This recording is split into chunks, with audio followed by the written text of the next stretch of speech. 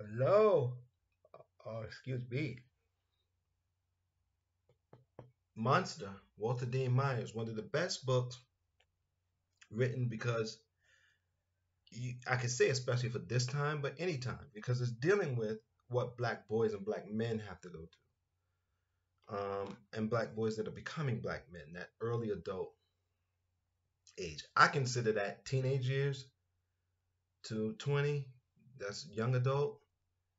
Most people in my community don't consider black people adults until they consider black people young until we're 35 or 40 or something. It's a weird kind of thing. But every time you say, "Hey, this black person do that," how old were they? 30? Oh, they young. What? I don't know how to get it, but this book tells you what it's like for young black men or young black male adults in the United States. Okay, let's finish. Petrocelli, no further questions. Briggs, how well do you know Mr. Evans? Bolden, I know him when I see him.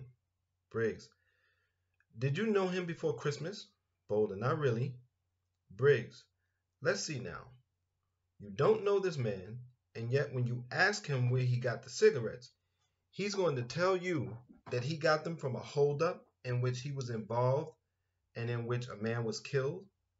Bolden, if he wants to run his mouth, that's his business. Briggs, and you didn't think it strange that a man would give out information that could be harmful to him if he had actually been involved in this case?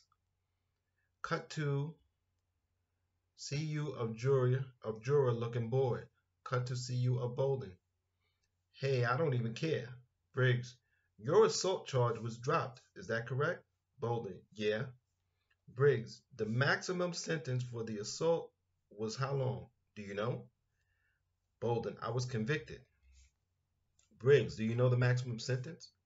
Petrocelli, objection. Judge overruled is pertinent.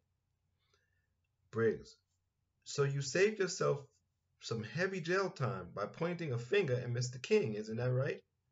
Bolden, I just wanted to do the right thing, like a good citizen. Briggs, showing anger. You were in jail trying to be a good citizen? Or were you really just trying to get out of jail and not caring who you put in? Isn't that what you're really doing? Well, isn't it? Petrocelli, objection. Defense counsel is stepping over his bounds. Judge, this is a good time for a break. I have some administrative tasks to get done this afternoon. Let's adjourn until tomorrow. I want to remind the jury not to discuss the case with anyone. We'll reconvene 9 a.m. tomorrow. Cut to interior detention center. It is night.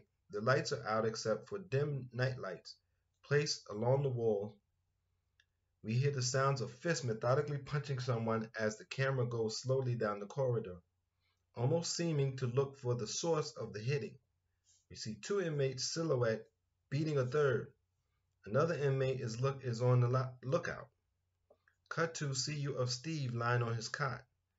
The sounds are in his cell, but he is not the one being beaten.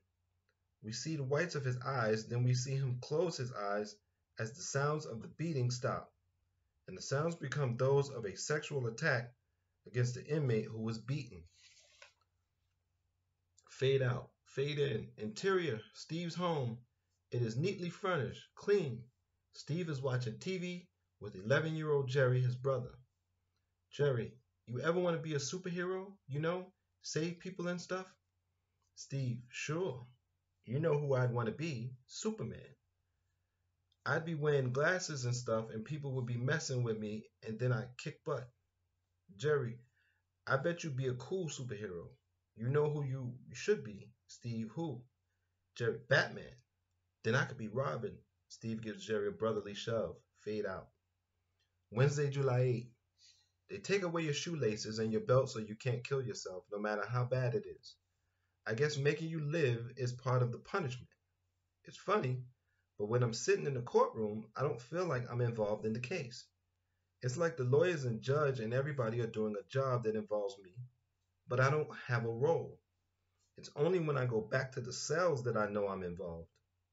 Miss O'Brien says that Petrocelli is using Bolden's testimony as a part of a trail that will lead to me and James King. I think she is wrong. I think they are bringing out all of these people and letting them look terrible on the stand and sound terrible, and then reminding the jury that they don't look any different from me and King. I like the last scene in the movie, the one between me and Jerry. It makes me seem like a real person. The man they call Sunset asked me if he could read the screenplay, and I let him. He liked it. Sunset said he liked the name of the screenplay. He said that when he gets out, he will have the word monster tattooed on his forehead. I feel like I already have it tattooed on mine. So we'll stop right there.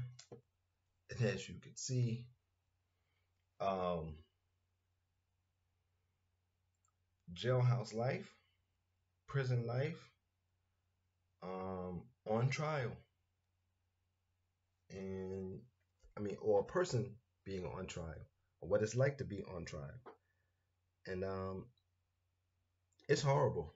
I've never been on trial. I've been fortunate not to have been on trial. And but I have been in court in a case, and I have been a juror.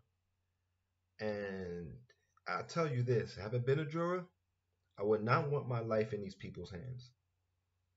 I saw some of the most thoughtless people that I've ever come across on juries. So that's just me, but maybe other people have had a different experience.